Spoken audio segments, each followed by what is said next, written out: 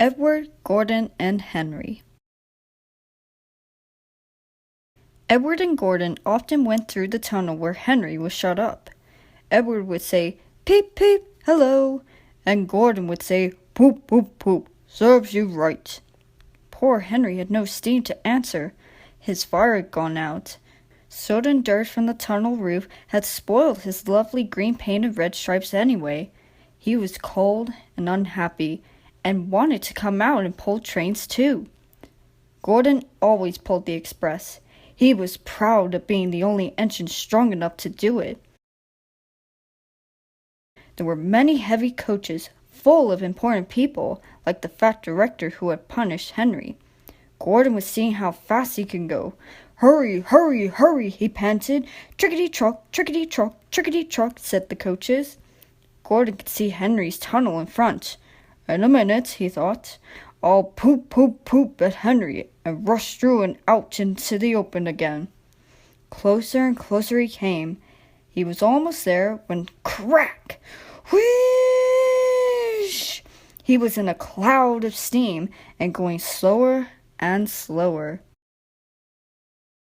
His driver stopped the train. "What has happened to me?" asked Gordon. "I feel so weak." "You burst your safety valve," said the driver. "You can't pull the train anymore." "Oh dear," said Gordon. "We were going so nicely too. And look, there's Henry laughing at me." Gordon made a face at Henry and blew smoke at him. Everybody got out and came to see Gordon. "Humph," said the fat controller. "I never liked these big engines. Always going wrong. Send for another engine at once."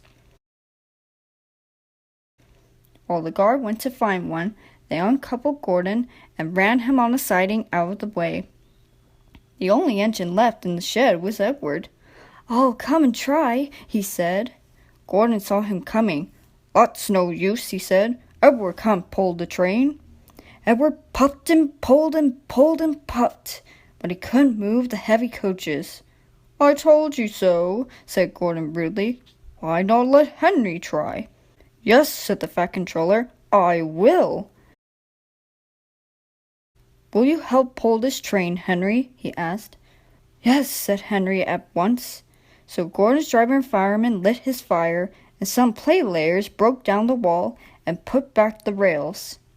And when he had steam up, Henry puffed out. He was dirty, his boiler was black, and he was covered with cobwebs. "Oh, I'm so stiff! Oh, I'm so stiff!" he groaned.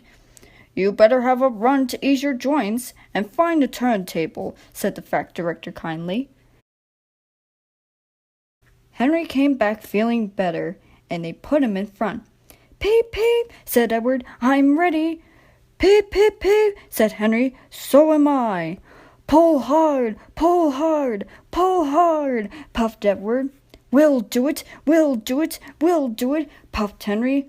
"Pull hard, we'll do it, pull hard, we'll do it, pull hard, we'll do it," they puffed together. The heavy coaches jerked and began to move, slowly at first, then faster and faster. "We've done it together! We've done it together! We've done it together!" said Edward and Henry. "You've done it, hooray! You've done it, hooray! You've done it, hooray!" sang the coaches.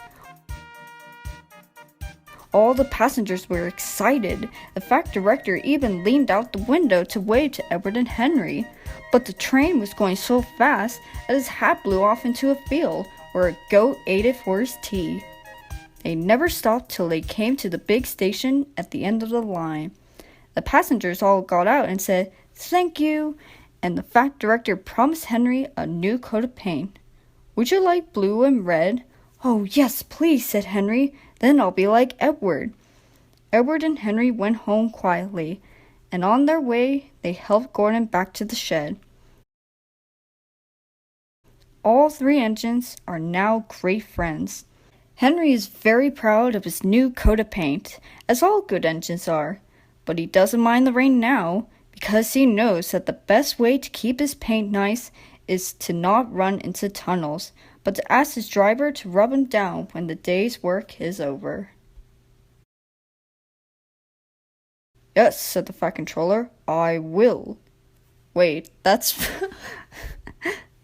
that's Thomas and Gordon. Wrong story. He was dirty, and his boiler was black.